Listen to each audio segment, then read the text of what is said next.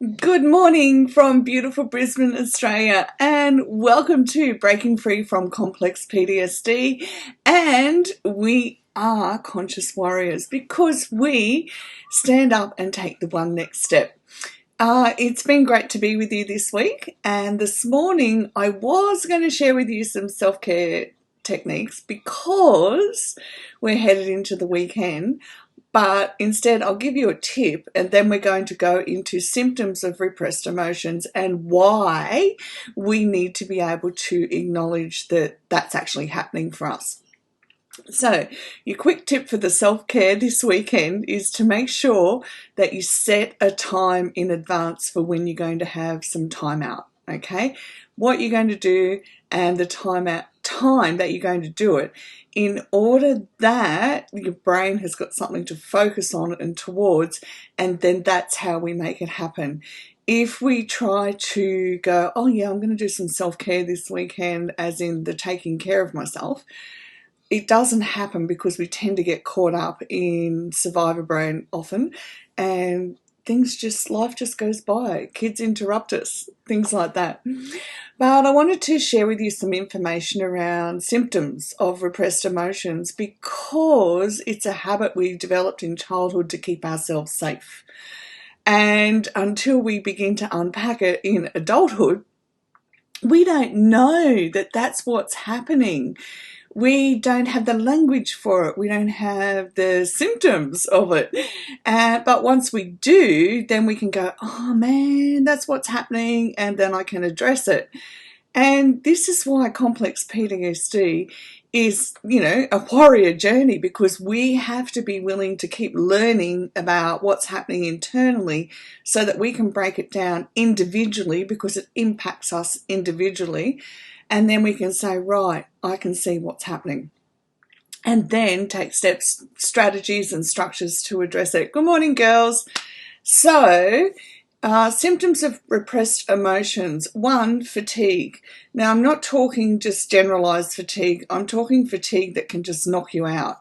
We can be sitting in a lounge chair, next thing you know, we're asleep. So if that's one on your tick list, and I will put this list up down below after the live has finished, so that you can go through it and have it with you, so you can say, have I missed something? Am I swallowing my emotions out of habit? Not because I want to, but just out of habit, so that I can get on with the one next thing in my adult life. Depression without an apparent cause. And depression, especially if we're at the other end of recovery where, we know who we are, why we're here, what we're doing, we're walking in our purpose. Depression can hit out of the blue and we don't actually feel depressed, but we've got all the symptoms of it. So then we can sit down and say, okay, is this what's happening? Have I inadvertently, in the happiness of my life, swallowed emotions and not addressed them? And I realised that happened for me when I came back from Indonesia with Chloe. Well, she stayed, I came home. And I came home, and because I had such a great time, straight into work, straight into catching up on everything that I needed to. And for about a week, everything was great. And I was like, oh, this is good. But then when the depression comes, it's so insidious, like it creeps in. We don't notice it. But then what happened over the next week, I kept falling asleep. And I was like, I'm fine. I feel good in me. What's going on? And it wasn't till a week and a half later that I was like, oh my goodness, the depression trigger's gone off in my brain. And I realised it was because I'd been holding on to so much about her. She's left home and moved overseas.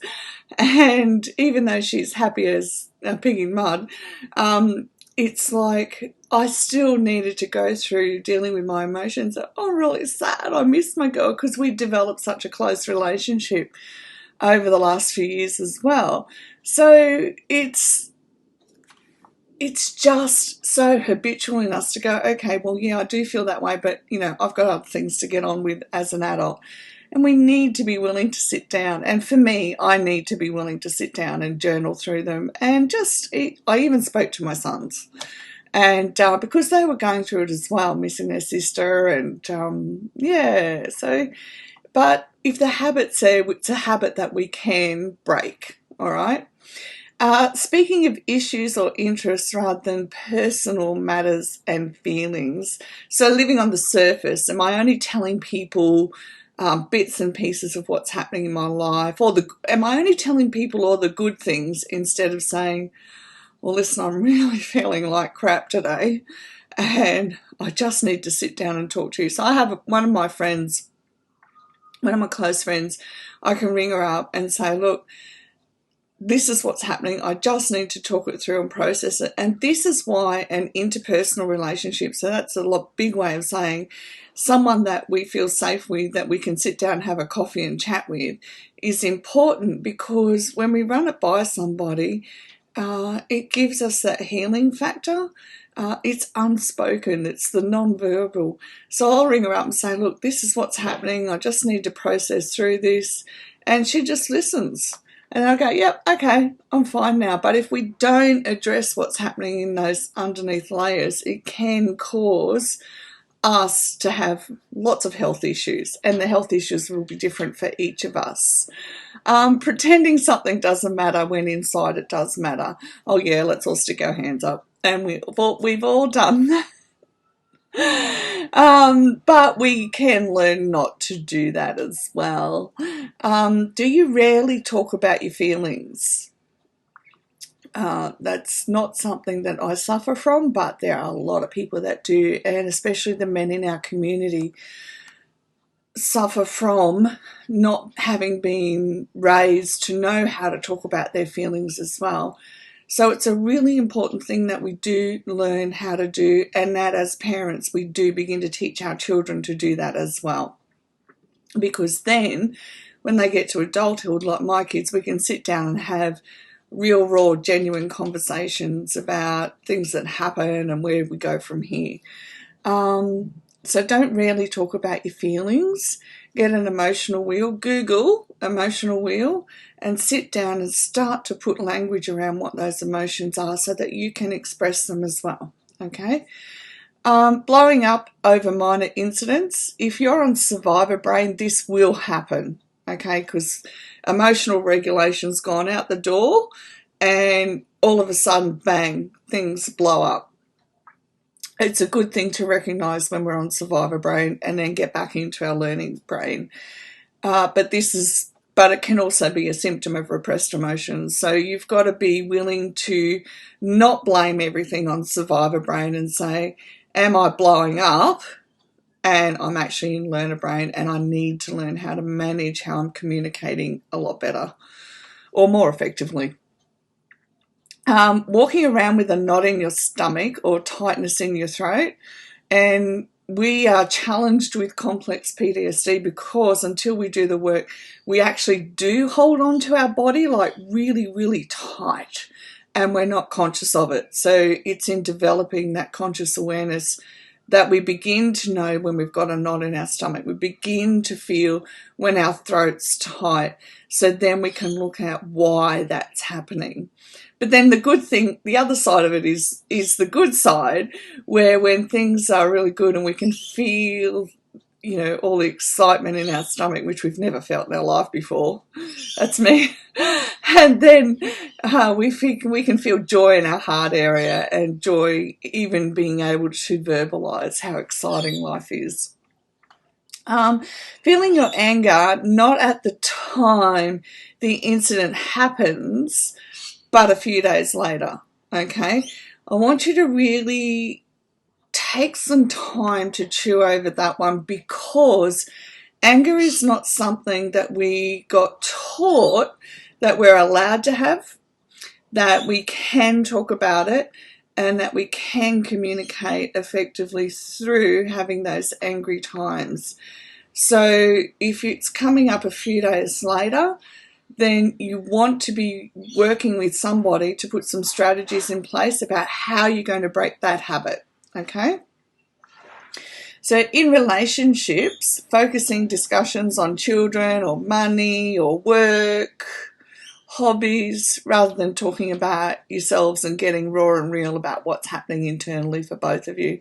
And that's really challenging because you want to make sure that person that you're going to do it with is safe, and they need to know that you're safe and that you've both learned some communication techniques as well, so that it keeps both of you open to discussing it. And one of the key things that we can do is say, I'm sorry, I don't understand what you're telling me because I see it this way, but I need you to explain it to your side to me so I can understand, and vice versa. The other person needs to be willing to say, I don't understand. Can you please explain it to me, what's happening for you internally as well? And one of the things that I've noticed that's starting to come up or pop up every now and then is partners saying, oh, that's just your trauma. That doesn't cut the mustard, okay? Not at all. If somebody's saying, oh, you're reacting that way because that's just your trauma, they're not giving you credit as an adult that you can work out what's happening for you as an adult. And then it's like taking your power away and just saying, oh, well, you've got no control over that, we'll just leave that alone. No, we're going to sit down and we're going to have a discussion about it, even if it is my survivor brain emotional response happening. We are still adults and we can still sit down and have a conversation over what's happening and how we can better manage this situation in the future as well, because you can be guaranteed it doesn't just come up once, it keeps going. I get a bit passionate about people blaming things on trauma, because we're adults and we're responsible for changing things up and where things go. And we have to be willing to stand up and take that responsibility for the changes that need to be made. Otherwise, we stay in, back down in victim mode, which none of us have got time for. Life's too short. Okay, if you have difficulty talking about yourself, and I find this a big challenge for me, so even though you see me on here, it's still something that I'm consciously trying to develop. So look at everything that we do as something that we develop. We don't get into it overnight. We just develop the ability is to be able to talk about myself. And if we took that concept and we go, well, why is it hard to talk about myself? It's not just about the childhood developmental trauma and what we didn't learn. It can be the guilt or the shame, or some of us are just introverts. But we can learn how to do it and learn how to talk about ourselves. So if someone comes up to me and starts talking about my work, I can talk from here to eternity about my work and love and the changes in people's lives and breaking people free, but get asked to talk about me and I kind of get a bit, I don't know about you, do you get kind of like stuck in your throat and like, I don't know what to say. So it can be challenging, but everything that we can learn. Repressed emotions can also produce a lack of ambition or motivation, but we have the ability to get up and move. We can do this. Lethargic, who cares attitude, and the reality is we do care. We do care very deeply. We are people that love deeply, and how can you put words around that? We will always act from a loving space, mostly. We're human after all. So if that's not happening for us, we can sit down and go, okay, I'm not in my most loving space. What's happening for me? What is it that I need to address at a heart level? Ask really good questions of yourself. Laughing on the outside while crying on the inside. Definitely repressed emotions, and definitely time to sit down and do some reflection about what you want to do to manage the emotions that you're hiding from the world. Okay, I want you to go back to the tip and go, That sounds funny. In Australia, we call the where you put all your garbage the tip. And I thought, that sounds terrible in Australia. So the hot tip at the beginning was choose some self-care for this weekend. Make a time for it and stick in advance and stick to the time. Okay? Great to have you with me this week. And I look forward to hearing about what you did for your self-care this weekend, and were you able to do some work around repressed emotions so that you can break free. Have a gorgeous weekend, and I will see you next week. Bye for now.